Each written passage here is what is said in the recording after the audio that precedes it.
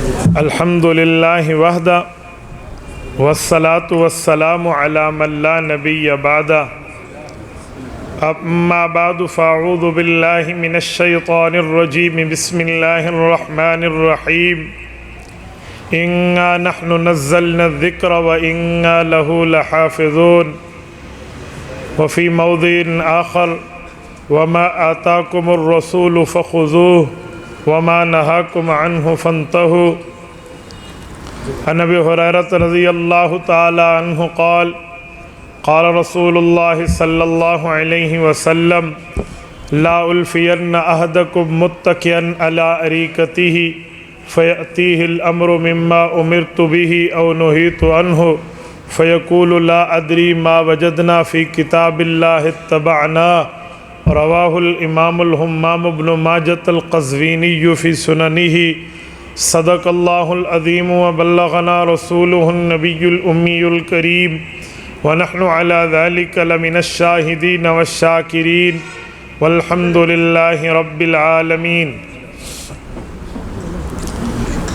رشتہ نہ قائم جو محمد سے وفا کا صلی اللہ علیہ وسلم، رشتہ نہ ہو قائم جو محمد سے وفا کا، پھر جینا بھی برباد ہے مرنا بھی اکارت۔ معزز دوستو، آج 21 فروری 2021 بروز اتوار ہے۔ یہاں آپ کے رسالپور ضلع نوشیرہ میں حضرت مولانا ہدایت شاہ حقانی دامت برکاتہم کی دعوت پر میں آپ کی خدمت میں موجود ہوں۔ آج یہاں قرآن کریم کے ختم کی بھی تقریب ہے اور مشکات المصابیح کے ختم کی بھی تقریب ہے۔ میں کوشش کروں گا میں ان دونوں عنوانات پر آپ کے سامنے چند جھلکیاں پیش کر پاؤں۔ میرے دوستو، قرآن کریم اور احادیث نبویہ ہمارے ایمان کی بنیاد ہے، ہمارے ایمان کا محور ہیں، ہمارے ایمان کا مرکز ہیں، منبع اور ماوا اور ملجا ہیں۔ قرآن اور احادیث کو ملا کر ہم اپنے ایمان کو اپنے دلوں میں قائم اور سلامت رکھتے ہیں۔ رسول اللہ صلی اللہ علیہ وآلہ وسلم کی احادیث قرآن کریم کی تشریح ہے، اور قرآن کریم حضور پاک علیہ السلام کی احادیث کا متن ہے۔ متن کا مطلب ہوتا ہے اجمالی بات، تشریح کا مطلب ہوتا ہے تفصیلی ایکسپلینیشن، وضاحت والی بات۔ اللہ کی بات ہمیں تب سمجھ آتی ہے جب رسول اللہ سمجھائیں۔ اگر حضور نہ سمجھائیں اللہ رب العزت کی بات تو اس وقت بھی لوگ کما حق کو نہ سمجھ سکتے جب شریعت اتر رہی تھی۔ اگر پیغمبر کی بات کو درمیان میں ہٹا دیا جائے تو شریعت کو سمجھنا مشکل ہو جاتا ہے۔ قرآن کریم میں ہے، اللہ رب العزت نے آیت اتاری وَكُلُوا وَاشْرَبُوا حَتَّى يَتَبَيَّنَ لَكُمُ الْخَيْطُ الْأَبْيَضُ مِنَ الْخَيْطِ الْأَسْوَدِ۔ قرآن کریم میں اترا کہ اس وقت تک روزے دار آدمی روزہ بند کر سکتا ہے جب کالا دھاگا سفید دھاگے سے جدا ہو جائے۔ حضرت عدی بن حاتم طائی رضی اللہ عنہ نئے اسلام لائے تھے، باوجود کہ عرب ہیں، باوجود کہ عربی زبان ان کی مادری زبان ہے، لیکن انہوں نے جو لفظ سنے کہ کالا دھاگا سفید دھاگے سے جدا ہو جائے تو انہوں نے 2 دھاگے لیے، آپس میں ملا دیے، سرانے کے نیچے رکھے، اور پھر صبح سحری میں اٹھے، خود بھی کھانے لگے، بچوں کو بھی جا کھاؤ۔ کہا کب تک کھائیں؟ کہا جب تک یہ دھاگے جدا نہ ہو جائیں اس وقت تک کھاتے پیتے رہیں۔ وہ تو دن چڑھنے لگ گیا، دھاگے جدا نہ ہوئے، اللہ کے رسول کے پاس آئے۔ رسول اللہ صلی اللہ علیہ وسلم نے فرمایا انما هو سواد اللیل و بیاض النہار یا عدی ان وسادتک لعریض۔ اے عدی، تیرا سرانہ تو زمین آسمان سے بڑا ہے، یہ دھاگوں سے مراد دھاگے نہیں ہیں، کالے دھاگے سے مراد رات ہے اور سفید دھاگے سے مراد دن ہے۔ میری بات کا مطلب، صحابی رسول کو رسول اللہ نے سمجھایا تو بات بن گئی اور امت کے سامنے پہنچ گئی کہ یہاں لفظ نہیں ہے بلکہ لفظ محاورہ مراد ہے۔ اسی طرح میرے بھائیوں، قرآن کریم سمجھ آئے گا، رسول اللہ صلی اللہ علیہ وسلم کی تشریح سے سمجھ آئے گا تو ہم قرآن بھی مانتے ہیں اور حضور کا فرمان بھی مانتے ہیں۔ بنیادی طور پر ایک بات سمجھیں، آج کل فتنہ تب پیدا ہوتا ہے جب ہم قرآن اور حدیث کو جدا کر دیں. اگر قرآن اور حدیث کو جدا نہ کریں، مسئلے کو ملا کے رکھیں تو کبھی فتنہ پیدا نہیں ہوتا. مثلاً فرقہ واریت میں ایک بات مزید چلتی ہے، وہ بات یہ ہے رسول اقدس صلی اللہ علیہ وآلہ وسلم کی ذات اقدس کے لیے کچھ لوگ کہتے ہیں کہ حضور پاک علیہ الصلوۃ والسلام کے لیے جو لفظ بولا جاتا ہے کہ یہ کائنات پیدا ہوئی ہے اللہ نے حضور کی وجہ سے پیدا کی ہے، تو لوگ کہتے ہیں یہ حدیث غلط ہے. پوچھیں دلیل، کہتے ہیں قرآن کریم میں کچھ اور لکھا ہے. اللہ کے قرآن میں ہے وَمَا خَلَقْتُ الْجِنَّ وَالْإِنسَ إِلَّا لِيَعْبُدُونَ، عبادت کی وجہ سے اللہ نے مخلوقات کو پیدا کیا ہے. تو کہتے ہیں دیکھو قرآن مخلوق کی پیدائش کا ذکر کی وجہ عبادت بتاتا ہے اور حدیث پاک حضور پاک کا آنا بتاتی ہے. لہٰذا قرآن لے لو، حدیث چھوڑ دو. جو سادہ بندہ ہوتا ہے وہ واقعی یہ سمجھ جاتا ہے ہو سکتا ہے حدیث ضعیف ہو سکتا ہے حدیث غلط ہو سکتا ہے حدیث میں یہ بات نہ ہو، تو لہٰذا چھوڑ دیں، ہم قرآن لے لیں. نہ میرے بھائیو، حدیث پاک ضعیف ہے، اس کا حل موجود ہے. حدیث پاک کوئی اور درجے کی ہے، اس کا حل بھی موجود ہے. یہ یاد رکھیں، حدیث ضعیف کا یہ معنی نہیں ہے کہ وہ جھوٹی حدیث ہے. جھوٹی حدیث کو حدیث موضوع کہتے ہیں. حدیث ضعیف سچی روایت ہوتی ہے. فرق یہ ہے مثلاً سر پہ کپڑا رکھ کر بازار گھومنا چاہیے. بعض اوقات کوئی راوی ننگے سر بازار گھوم لے تو اس میں صفت ثقاہت نہیں آتی، تو اس کی بیان کردہ روایت کو ضعیف کہہ دیتے ہیں. کبوتر بازی کرنا جائز نہیں ہے. اگر کوئی شخص کبوتر بازی کر لے اور محدث بھی ہو، 4 کبوتر بھی گھر میں پال کے کبوتر باز بھی ہو، روایت ضعیف ہو جائے گی. اس کا یہ مطلب نہیں ہے پیغمبر کا فرمان ضعیف ہے، بلکہ وہ تو بندے کے راوی کا مسئلہ ہوتا ہے. لیکن لوگوں نے چکمہ دینا ہے، اعتراض دینا ہے، کہا جی وہ حدیث ایسے ہے، یہ آیت ایسے ہے. حالانکہ جب حدیث پاک میں مسئلہ آ جائے، ہمارے تمام اصولی فقہا لکھتے ہیں کہ لوگوں دیکھنا جو آیت میں ہو جو حدیث میں ہو، ان وافق بینہما، آپ چاہو تو ان دونوں میں توفیق پیدا کرو. توفیق کا مطلب دونوں کو ملا کر دیکھو، بات بن جائے تو بالکل ٹھیک ہے. میں مثال دیتا ہوں، کوئی یہاں آئے اور آ کر کہے مولانا ہدایت اللہ نے مفتی عبدالواحد قریشی کو ڈیرہ اسماعیل خان سے بلایا ہے، اور ایک بندہ کہہ دے مولانا کے سر پہ پگڑی کالی ہے. اب ایک بندہ کہے بھئی یہ باتیں تو دو ہو گئی ہیں، اس نے کہا میں نے بلایا ہے، اس نے کہا جی پگڑی کالی ہے، تو ہم کہیں گے دونوں باتیں ایک ہو سکتی ہیں، بلایا بھی اور سر پہ پگڑی کالی بھی ہے.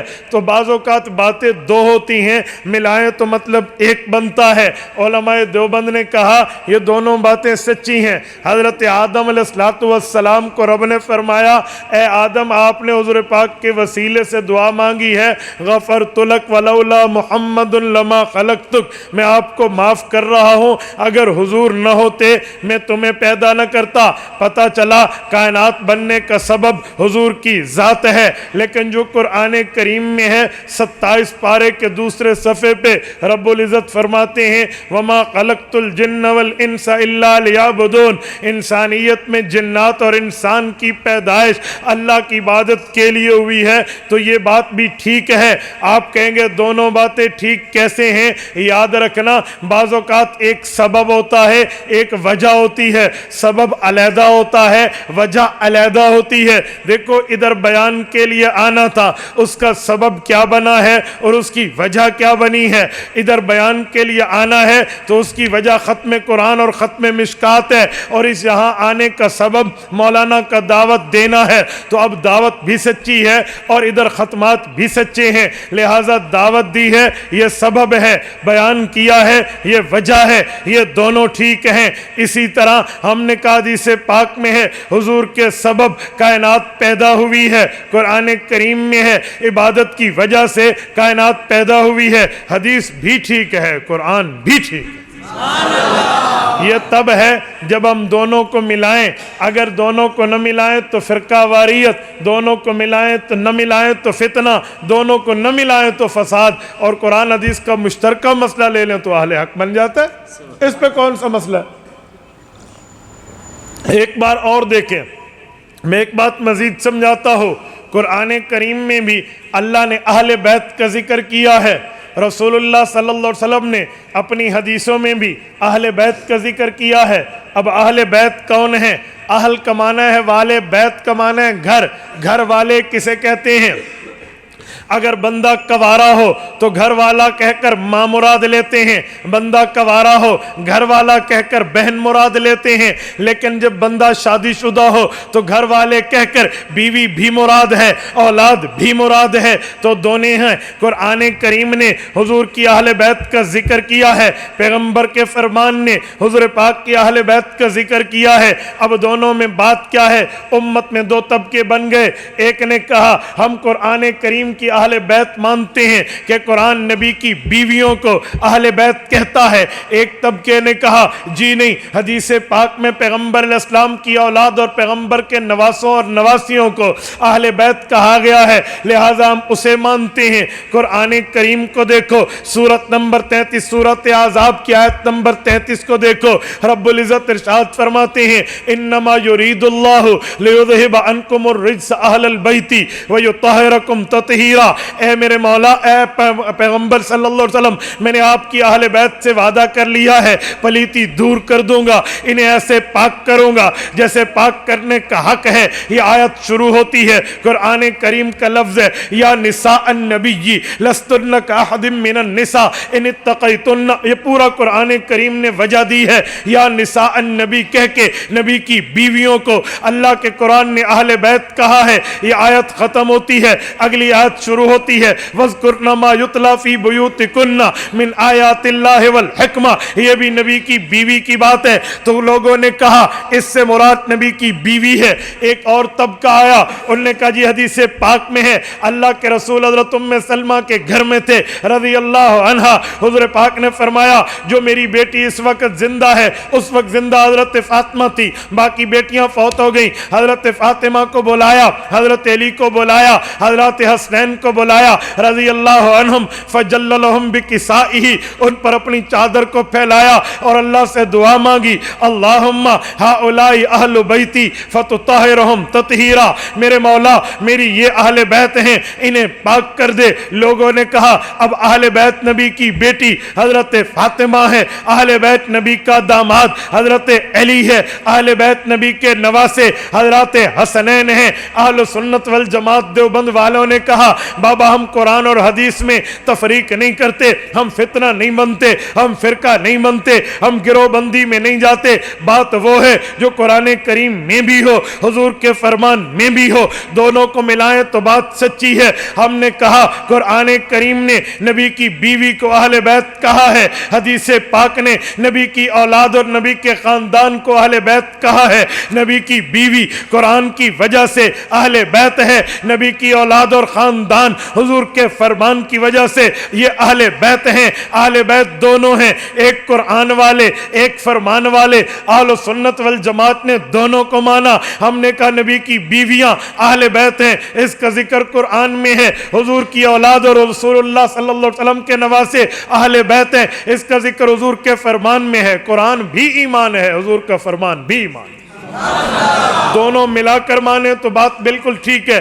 آج ہمارے پاس بھی ختم قرآن ہے اور ختم حضور پاک کی حدیث مشکات کی بالکل آخری روایت انتم تتمون 70 امہ، یہ آخری روایت۔ میرے دوستو اگر ہم دیکھیں تو قرآن اور حدیث کو ملا کر جو مسئلہ نکلتا ہے وہ اہل حق ہے۔ میں ایک مثال اور آپ کی خدمت میں دینے لگا ہوں۔ ایک بندہ کہنے لگا مولانا عبادت کب تک ہے؟ میں نے کہا عبادت کی دو قسمیں ہیں، ایک عبادت وہ ہے جو دنیا میں ہوتی ہے، اسے کہتے ہیں عبادت تکلیفی، یعنی اللہ نے واجب کر دی ہے، اللہ نے ضروری کر دی ہے، اسے عبادت کرنا پڑے گی۔ اور ایک عبادت ہوتی ہے جسے کہتے ہیں عبادت تلذذی۔ عبادت تلذذی کا معنی راحت لینے کے لیے، مزہ لینے کے لیے، عافیت لینے کے لیے بندہ عبادت کرے۔ کہتے ہیں عبادت تلذذی کا ذکر کیا ہے؟ میں نے کہا حدیث پاک میں ہے، مسند ابی یعلا ہے، جلد نمبر 6 ہے، 3424-25 نمبر پیغمبر کی دو روایتیں حضرت انس رضی اللہ عنہ کے واسطے سے موجود ہیں۔ حضرت انس فرماتے ہیں اللہ کے رسول نے فرمایا الانبیاء احیاء فی قبورہم یصلون، وفات کے بعد انبیاء کرام کو رب قبر میں وہ زندگی دیتا ہے کہ نبی قبر میں اللہ کی نماز پڑھتے ہیں۔ صحیح مسلم جلد نمبر 2 صفحہ نمبر 268 کتاب الفضائل باب فضائل موسیٰ میں یہی حضرت انس کی روایت صحیح روایت امام مسلم ابن الحجاج القشیری المتوفى 241 ہجری لائے ہیں۔ وہ فرماتے ہیں اللہ کے رسول نے فرمایا مررت علی موسیٰ لیلۃ اسری بی عند الکثیب الاحمر وهو قائم یصلی فی قبرہ۔ معراج کی رات کا سفر ہے، اللہ کے رسول فلسطین میں ہیں، بیت المقدس پہنچنے سے پہلے سرخ ٹیلوں کے قریب سے گزرے ہیں، حضرت جبرائیل ساتھ ہیں۔ حضور پاک نے دیکھا حضرت موسیٰ علیہ السلام اپنی قبر میں کھڑے ہو کر نماز ادا کر رہے ہیں، پڑھنے والے حضرت موسیٰ ہیں، دیکھنے والے اللہ کے رسول ہیں۔ یہاں کوئی امتی کا مسئلہ نہیں ہے، مروی عنہ بھی نبی ہے، راوی بھی نبی ہے، جس نے دیکھا ہے وہ بھی نبی ہے، جس کا مشاہدہ کیا ہے وہ بھی اللہ کا نبی ہے۔ اس میں کوئی امتی نہیں ہے کہ کسی پہ جرح کرے، کوئی امتی نہیں ہے کہ راوی کو ضعیف کہہ دیں۔ اگر پیغمبر کا دیکھنا ضعیف ہو جائے تو امت میں صحیح کچھ نہیں ہو سکتا۔ اسی لیے ہم نے کہا یہ قبر کی عبادت بھی ہے، لیکن کچھ لوگ کہنے لگے جی ہم قبر کی عبادت نہیں مانتے۔ کہا کیوں نہیں مانتے؟ کہا قرآن کریم میں ہے، اللہ فرماتے ہیں سورۃ ہجر کی آیت نمبر 99 میں ہے وَاعْبُدْ رَبَّكَ حَتَّى يَأْتِيَكَ الْيَقِينُ، عبادت اس وقت تک کرو جب تک موت نہ آئے۔ اب موت تک کی عبادت یہ قرآن میں ہے، لیکن موت کے بعد کی عبادت مولویوں نے خود گڑھ لی ہے، ہم نہیں مانتے۔ میں نے کہا میرے بھائی تو نے بات آدھی کی ہے، جو مسئلہ قرآن میں ہو اسے بھی لینا چاہیے، جو مسئلہ حضور کے فرمان بھی ہو اسے بھی لینا چاہیے۔ ہم نے قرآن کریم مانا ہے، آپ نے فرمایا وَاعْبُدْ رَبَّكَ حَتَّى يَأْتِيَكَ الْيَقِينُ، عبادت موت تک کرو۔ ہم نے حدیث پاک کے مطابق وفات کی عبادت مانی ہے۔ حضور پاک نے فرمایا الانبیاء احیاء فی قبورہم یصلون، نبی اپنی قبر میں زندہ بھی ہے، نماز بھی پڑھتا ہے۔ ہم نے دونوں کو مانا۔ کہنے لگا حدیث پاک میں ہے تو قرآن کریم میں کیوں نہیں ہے موت کی بات کی عبادت کا ذکر؟ میں نے کہا کون کہتا ہے نہیں ہے؟ قرآن کریم میں بھی موت کے بعد کی عبادتوں کے ذکر کے اشارات موجود ہیں۔ کہا جی وہ کیسے؟ سورۃ یونس اٹھائیے، سورۃ نمبر 10 اٹھائیے، رب العزت فرماتے ہیں وآخر دعواہم ان الحمد للہ رب العالمین۔ جب جنتی ایک دوسرے کے ساتھ مجلس کریں گے، جرگہ کریں گے، ملاقات کریں گے، میٹنگ کریں گے، اجلاس کریں گے، جب اس کے بعد جدا ہونے لگیں گے، ہر بندہ اپنے بالا خانے میں جانے کے لیے وہاں سے اٹھے گا۔ قرآن کہتا ہے وآخر دعواہم ان الحمد للہ رب العالمین، وہ قرآن کی آیت الحمد للہ رب العالمین پڑھ کے وہاں سے جدا ہوں گے۔ میں نے کہا بتا قرآن کریم پڑھنا اللہ کی عبادت نہیں ہے؟ تھوڑا اس سے آگے چلتے ہیں۔ قرآن کریم کی وہ آیتیں جو مجھ سے پہلے ابھی قاری صاحب تلاوت کر رہے تھے، رب العزت نے فرمایا وَأَوْرَثَنَا الْأَرْضَ نَتَبَوَّأُ مِنَ الْجَنَّةِ حَيْثُ نَشَاءُ فَنِعْمَ أَجْرُ الْعَامِلِينَ۔ جنتی جنت میں ہوں گے، وہ اللہ کی دربار میں کہیں گے میرے مولا تو نے جنت دے دی، نعمتیں دے دی، عطائیں دے دی، عطاؤں کی انتہا کر دی ہے، ہمیں بہت اچھا دیا ہے، آپ نے ہمیں اس جنت کا وارث بنایا ہے جس جنت کا ہم میراث کے حقدار ہیں۔ فنعم اجر العاملین، اللہ فرماتے ہیں یہ اچھے عمل کرنے والوں کے اعمال بہت اچھے ہیں۔ یہ اللہ کی توحید بیان کرنا، اللہ کی صفات بیان کرنا، رب کی بڑائی بیان کرنا، رب کی اچھائی بیان کرنا، یہ عبادت نہیں ہے، یہ بھی تو عبادت ہے۔ قرآن کریم کہتا ہے جب جنتی ایک دوسرے کو ملیں گے، ملتے وقت کیا کریں گے؟ رب نے فرمایا تحیتہم فیہا السلام، ایک دوسرے کو سلام کریں گے، سلام کرنے والے کو 30 نیکی ہے، جواب دینے والے کو 10 نیکی ہے۔ حدیث پاک میں ہے ما من مسلمین یلتقیان ویتصافحان الا غفر لہما قبل ان یفترقا۔ جامع ترمذی میں امام ابو عیسیٰ ترمذی رحمہ اللہ روایت لائے ہیں، دو مسلمان ملتے ہیں، ایک دوسرے سے مصافحہ کرتے ہیں، سلام کرتے ہیں، ان کے دونوں ہاتھ چھوڑنے سے پہلے اللہ ان کے صغیرہ گناہ معاف فرماتے ہیں، تو پتہ چلا یہ بھی نیکی ہے، تو یہ عبادتیں جنت میں ہیں۔ کہنے لگا جی بالکل ٹھیک ہے، موت کے بعد کی باتیں ہیں، لیکن یہ اس لیے ہے کہ واجب نہیں ہے، فرض نہیں ہے، لازم نہیں ہے، ضروری نہیں ہے۔ میں نے کہا ہم نے بھی تو یہی کہا، نبی پاک نے اور عام بندوں نے عبادت کرنی ہے، موت تک کرنی ہے۔ موت کے بعد جو پیغمبر عبادت کرتے ہیں، قبر میں نماز پڑھتے ہیں، وہ واجب نہیں ہے، ضروری نہیں ہے، لازم نہیں ہے، اللہ کی طرف سے فرض نہیں ہے، لیکن پیغمبر اس لیے پڑھتا ہے کہ جعلت قرۃ عینی فی الصلاۃ، نماز میں نبی کی آنکھوں کی ٹھنڈک ہے، نبی دل کی راحت کے لیے اللہ کی عبادت کرتا ہے۔ تو قرآن بھی ٹھیک ہے، حضور کا فرمان بھی ٹھیک ہے، اس کو جدا نہیں کیا جا سکتا۔ تو یاد رکھیں، فتنہ بنتا تب ہے، فرقہ بنتا تب ہے، گروہ بندی بنتی تب ہے جس وقت بندہ قرآن کو حضور کے فرمان سے ہٹا لے اور حضور کا فرمان اللہ کے قرآن سے ہٹا لے۔ اہل حق کی پہچانیں ہم دونوں کو ملا کر لیں گے، آدھی آدھی بات نہیں ہے۔ جو مسئلہ قرآن اور حدیث دونوں سے ثابت ہے، علی الرأس والعین، ہمارے لیے سر آنکھوں پہ۔ اور بعض مسائل ایسے ہیں جو قرآن کریم میں اشارہ ہے، حدیث میں اس کی تفصیل ہے، اور اس سے بڑھ کے قرآن کریم میں بعض مسائل ایسے ہیں جن کا ذکر ہے، رب فرماتے ہیں میں نے آپ کو حکم دیا ہے، اور وہ حکم قرآن میں نہیں ہے، حضور پاک کے فرمان میں ہے۔ آپ قرآن کریم کھولیے، دوسرے پارے کا پہلا صفحہ کھولیے، رب العزت نے ایک حکم کی بات فرمائی ہے، اور حکم کی بات کر کے رب العزت فرماتے ہیں یہ وہ حکم ہے جو میں آپ کو دے چکا ہوں، لیکن اس حکم کا ذکر پورے قرآن میں کہیں نہیں ہے۔ یہ سیقول کا صفحہ ہے، سورت نمبر 2 سورت البقرہ کے آیت نمبر 145 پڑھ رہا ہوں، یہ آپ دیکھ لیجئے، آپ گھر میں جا کر چیک کر لیجئے، علماء کے پاس آ کر ویریفائیڈ کر لیجئے۔ قرآن کریم میں رب نے تحویل قبلہ کا حکم دیا ہے۔ بیت المقدس اس طرف ہے، پاکستان میں شمالاً بیت المقدس بنتی ہے، اللہ کے رسول نے 17 ماہ ادھر منہ کر کے نماز ادا کی ہے۔ آج ہم 17 رکعتیں بھی ادھر منہ کر کے نہیں پڑھتے، وجہ حضور ادھر منہ کرتے تھے، لیکن دل میں ہوتا میرے مولا قبلہ بیت اللہ دے دے، یہ دل میں ہوتا، ادھر منہ کر کے نمازیں جاری، جماعتیں جاری، عبادتیں جاری، نفل بھی ادھر، فرض بھی ادھر، اور اسی طرح سنتیں بھی ادھر، واجب بھی ادھر، قبلے کی طرف نہیں تھا۔ قرآن کریم نے اس کا نقشہ کھینچا ہے۔ اللہ رب العزت فرماتے ہیں وَمَا جَعَلْنَا الْقِبْلَةَ الَّتِي كُنْتَ عَلَيْهَا إِلَّا لِنَعْلَمَ مَنْ يَتَّبِعُ الرَّسُولَ مِمَّنْ يَنْقَلِبُ عَلَىٰ عَقِبَيْهِ۔ قرآن کریم بتاتا ہے وَإِنْ كَانَتْ لَكَبِيرَةً إِلَّا عَلَى الَّذِينَ هَدَى اللَّهُ وَمَا كَانَ اللَّهُ لِيُضِيعَ إِيمَانَكُمْ۔ یہ پوری اس آیت کی تفصیل میں رب العزت فرماتے ہیں اے میرے پاک پیغمبر، مجھے پتا ہے آپ چاہتے کیا ہے، آپ کی خواہش کیا ہے، آپ کی جو ہے نا مانگ کیا ہے۔ آپ تو چاہتے ہیں کہ میں آپ کے لیے وہ قبلہ بنا دوں جس قبلے کی آپ کو چاہت ہے۔ فَلَنُوَلِّيَنَّكَ قِبْلَةً تَرْضَاهَا، ایک وقت آئے گا جو دل میں آپ کے موجود ہے کہ قبلہ بیت اللہ بنے، ہم اسے بنا دیں گے۔ یہ حکم آیا، حضور نماز میں ہے، رب نے فرمایا فَوَلِّ وَجْهَكَ شَطْرَ الْمَسْجِدِ الْحَرَامِ۔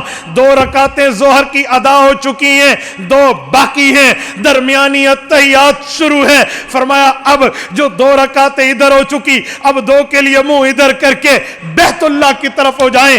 دوران نماز رسول اللہ نے سمت بدلی، طرف بدلی، سائٹ بدلی، صف کو چیرتے ہوئے دوسری طرف آئے ہیں، ادھر ٹھہر کر 2 رکعتیں پڑھی۔ صحابہ بالکل پیچھے پھر گئے، کیونکہ جدھر رسول اللہ وہی جماعت رسول اللہ، وہی حزب اللہ، تبھی تو انہیں رب رضی اللہ کہتا ہے۔ یہ پیچھے پھر گئے۔ اللہ آپ کو مدینہ منورہ لے جائے، اللہ آپ کی برکت سے ہمیں ملے جائے۔ آپ جائیے، مسجد قبلتین کا تاریخی نقشہ آج بھی موجود ہے، وہاں 2 محراب بنے ہوئے ہیں، صرف بتانے، سمجھانے، سنانے، واضح کرنے کے لیے کہ یہ معاملہ یہاں پیش آیا تھا۔ میری بات کا مطلب یہ نہیں ہے میں بتانا کچھ اور چاہتا ہوں، میں نے جو استدلال کیا ہے وہ دلیل یہ ہے کہ بعض اوقات قرآن میں حکم کا ذکر ہوتا ہے، وہ حکم موجود نہیں ہوتا بلکہ حدیث میں ہوتا ہے۔ وہ کہاں ہے؟ جب حضور پاک علیہ السلام ادھر منہ کرتے تھے بیت المقدس کی طرف، تو قرآن کہتا ہے وَمَا جَعَلْنَا الْقِبْلَةَ الَّتِي كُنْتَ عَلَيْهَا، جس طرف منہ آپ نے کیا تھا وہ حکم ہم نے دیا۔ وَمَا جَعَلْنَا، ہم نے حکم دیا، ہم نے آپ کا قبلہ بیت المقدس بنایا کہ آپ ادھر منہ کر کے نماز پڑھیں۔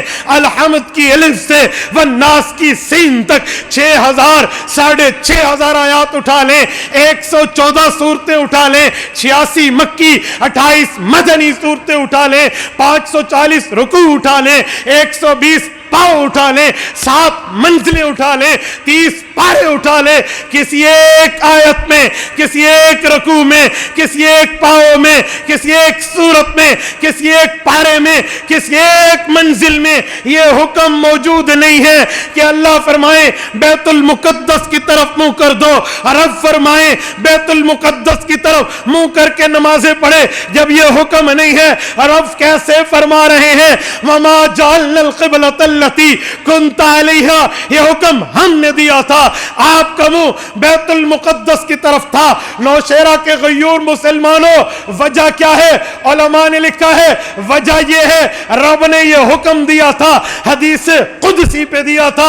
حدیث قدسی کا معنی حضور پاک کی حدیث میں حکم آیا تھا، تو پتہ چلا جس کا ذکر قرآن کرے اس کی تفضیل حضور کی حدیث میں ہوتی ہے۔ جو بندہ یہ کہتا ہے، جزاک اللہ، جو یہ کہتا ہے ہمیں حدیث نہیں چاہیے، میں کئی مثالیں اس پر امثلہ پیش کر سکتا ہوں۔ یہ پہلی مثال لے لیجئے، انہیں کہ ذرا اس حکم کی نشاندہی کر دیں، وَمَا جَعَلْنَا الْقِبْلَةَ الَّتِي كُنْتَ عَلَيْهَا، یہ کہاں موجود ہے جہاں اللہ نے بیت المقدس کو حکم کیا ہم آپ کے ہاتھ چوم لیں گے؟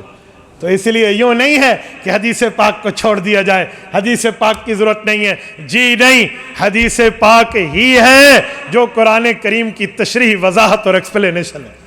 یہ حضور کی حدیث، کبھی یہ نہ کہنا کہ مسئلہ قرآن میں ہم نے لے لیا حدیث چھوڑ دیا، یا مسئلہ حدیث میں ہم نے لے لیا قرآن چھوڑ دیا، جی نہیں، یہ چہرے پر لگی ہوئی دو آنکھیں دونوں ضروری ہیں، یہ نہیں ہے کہ ایک آنکھ ضروری ہے، تو ایمان میں رکھے ہوئے یہ دو خزانے قرآن اور حدیث دونوں لازمی ہیں، اس میں کسی ایک کو نہیں چھوڑنا۔ اور میرے دوستو، آج بھی قرآن کریم کے ختم اور احادیث پاک کے ختم کی تقریب ہے، میں آپ سب کو اس وساطت سے دعوت دیتا ہوں، آپ حدیث پاک کا درس لیں، آپ نہیں لے سکتے اپنی اولادوں کو دلوائیں، اپنی اولادوں کو دلوائیں، یہ ان کے پاس پہنچائیں، یہ آپ کو قرآن بھی پڑھائیں گے اور رسول اللہ کا فرمان بھی بتائیں گے۔ بندہ اپنی اولاد در اولاد تک یہ بات، میں منع نہیں کرتا اسکول کالج سے، میں university level P H D level تک ایجوکیشن کا فیور کرتا ہوں، میں منع نہیں کرتا۔ ہم جو منع کرتے ہیں نا وہ انگریزی تہذیب ہے، وہ یہودی تہذیب ہے، وہ جو ہے نا کفار کی تہذیب اور ثقافت ہے، ہم اس سے منع کرتے ہیں۔ ورنہ سر پہ انگلش رکھ کر بھی تو قرآن پڑھا جا سکتا ہے، سر پہ پگڑی رکھ کے بھی تو انگلش پڑھی جا سکتی ہے نا، یہ سر پہ انگریزی بال ہی رکھ رہے ہیں۔ آپ مجھے ایمان سے بتائیں، میں بعض اوقات حیران ہوتا ہوں کہ انگلش بولنے کے لیے رسول اللہ کی شکل نہیں ہونی چاہیے، حضور پاک کے چہرہ مبارک پہ داڑھی نہیں ہونی چاہیے، بندہ نہیں بول سکتا۔ ہم نے بھی تو پڑھا ہے، اور ایسے نہیں پڑھا، ٹاپ کر کے پڑھا ہے۔ وَمَن لَّمْ يَحْكُم بِمَا أَنزَلَ اللَّهُ فَأُولَٰئِكَ هُمُ الْكَافِرُونَ، قرآن کریم کہتا ہے جو اللہ کے حکم کو نافذ نہ کرے اس کا اسلام سے واسطہ کیا ہے؟ If any do fail to judge by the light of what God hath revealed, they are no better than unbelievers۔ ہم نے پڑھا ہے لا الہ الا اللہ محمد الرسول اللہ، there is no God but God, Muhammad is apostle of Allah, خاتم النبیین، seal of the every new prophethood after him۔ کون منع کرتا ہے؟ آپ پڑھیں، پڑھائیں، سمجھائیں، سنائیں، لیکن تب جب اسلامی تہذیب میں رہے، مسلمان اپنی شکل میں رہے، مسلمان اپنے مقام پہ رہے۔ آج ہم اسکول کالج پر اتنی محنتیں کرتے ہیں کہ بندے کو نماز کے معاملات بھی نہیں آتے، غسل کا پتہ بھی نہیں ہوتا۔ جب مردوں کا یہ حال ہے تو خواتین کا عالم کیا ہوگا؟ تو میرے دوستو، آپ اسکول کالج ضرور پڑھائیں لیکن آپ دین پڑھائیں، یہ بات یاد رکھیں۔ میں ایسی جگہوں سے واقف ہوں، سنیں میں ایک جملہ کہتا ہوں۔ ایک شخص فوت ہوا، میں اس کے جنازے کے لیے آگے ہونے لگا، صفیں سیدھی ہو گئیں، ہاں جی نیت کر لی، جی کر لی، نیت کے لیے ہاتھ اٹھانے لگے ہیں تو اس کے بیٹے نے یوں ہاتھ پکڑا ہے، ایکسکیوز می سر 1 منٹ، جی کہیں مجھے جنازہ نہیں آتا، میں 3 بار قل واللہ پڑھ لوں؟ یہ اس کے باپ کا جنازہ ہے، یہ اس کا والد ہے جو مرنے کے بعد اپنے باپ کے جنازے کے لیے 2 لفظ بھی نہ پڑھ سکے۔ ایسی تعلیم کا فائدہ کیڈٹ کالج میں تو پڑھ رہا ہے، لیکن حالات یہ ہیں میرے دوستو، وہ تعلیم پڑھوائیں جو موت کے بعد تمہاری قبر کو ٹھنڈا کر دے، وہ تعلیم پڑھوائیں۔ دیکھیں نا، میں میتھ سے، بیالوجی سے، فزکس سے، کیمسٹری سے پڑھنے سے منع نہیں کرتا، لیکن کوئی وفات پا جائے نا تو بندہ دنیا کے آخری کونے میں بھی ہوگا نا تو فون کر کے گا مولوی صاحب بچوں کو کہیں سورۃ یاسین پڑھ لے۔ اب پڑھو نا فادر آف کیمسٹری کو، اب پڑھے نا فادر آف دا میڈیکل کو، اب بیالوجی کی تعلیم کر لیں نا ذرا، اب ہم کیمسٹری کی تلاوت کر لیں، جی نہیں، سب جانتے ہیں وہ دنیا تک ہے، اور یہ دنیا تک بھی ہے، آخرت تک بھی ہے، تو اس تعلیم کو کیوں نہیں پڑھاتے؟ اس کو آگے کیوں نہیں لے کر جاتے؟ یہ نہیں ہے کہ کوئی دین پڑھے گا تو دنیا میں سب سے پیچھے. ایک بندے سے میں نے کہا آپ نے گھر میں ٹی وی کیوں رکھی ہوئی ہے؟ ذرائع ابلاغ میرے پاس ہے، میں دنیا کے ماحول جانتا ہوں. میں نے کہا میرے گھر میں آج تک ٹی وی نہیں آئی، 3 نسلیں ہماری ہو گئی ہیں، کبھی ہمارے گھر میں ٹی وی نہیں آئی. ذرا اپنی معلومات کو میرے ساتھ شیئر کر، میں دیکھتا ہوں تیری زیادہ ہے دنیا میں یا ہماری زیادہ ہے. کتنے ملک؟ میں نے کہا چل ملکوں کے نام لیتے ہیں، 183 ممالک ہے، ذرا گنو. میں آپ کو چیلنج سے کہتا ہوں 40 ملک کا نام لے دے، میں تجھے انعام دیتا ہوں. خاموش. اب ہنسنے لگے، اب آپ کے دانت نکلتے ہیں. خواہ سے گھر میں ٹی وی خبروں کے نام پہ رکھ کے سنتے، گانے ہیں، خود بھی سنتے، اپنی اولاد کو بھی برباد کرتے ہیں بندہ. یہ کیا بات ہے یار؟ اتنی دنیا میں بندہ نہ گھسے کہ اپنے دین کو بھول جائے، اتنی دنیا کی تگ و دو نہ کرے کہ اپنے ایمان اور اسلام کو بھول جائے. دنیا ہمیشہ رہنے کی جگہ نہیں ہے. وہ پڑھیں اور وہ پڑھائیں جو بندے کو دنیا میں بھی فائدہ دے، آخرت میں بھی فائدہ دے. ایک بندے نے کہا مولوی تو بہت پیچھے رہ گئے، ہم ان سے بہت آگے ہیں. میں نے کہا مولوی سے آگے نکلنے کی کوشش نہ کرنا. کہتے کیوں؟ میں نے کہا پھر زندگی ختم ہو جائے گی. مولوی تو ایسے ٹھونکتے رہتے ہیں. میں نے کہا ٹھونکتے نہیں ہیں. میں کہتا ہوں مولوی سے پیچھے رہو گے تو زندگی، مولوی سے آگے نکلو گے تو موت ہے. امام کے پیچھے صف ہوتی ہے، سارے زندہ ہوتے ہیں. امام کے آگے جنازہ ہوتا ہے، بندہ مردہ ہوتا ہے. تسی نکلو مولوی تو اگے. کون کہتے ہیں مولوی سے؟ یار مولوی نبی کا وارث ہے. یہ کیا مطلب ہے؟ وہ کہ اپنے باپ کی باتیں تھوڑی بتاتے ہیں، وہ بات کرتے ہیں جو بات قرآن میں اور رسول اللہ کے فرمان میں. تو میں نے چند باتیں کی ہیں، اگر آپ کی شان کے خلاف ہوں تو توبہ پر گراں نہ گزارنا، بلکہ اس کو یوں سمجھنا کہ میرے لہجے کی سختی کی وجہ یہ ہے کہ آج ہم معاشرے میں رسول اللہ کی تعلیمات سے بہت گر چکے ہیں. تو ہمیں اس پر خود سوچنا چاہیے. اللہ آپ کو رم صراط مستقیم عطا فرمائے. اقول قولی ھذا واستغفر اللہ وآخر دعوانا ان الحمد للہ رب العالمین. إلهي واسع الكرم ورب البيت والحرم إليك أتيت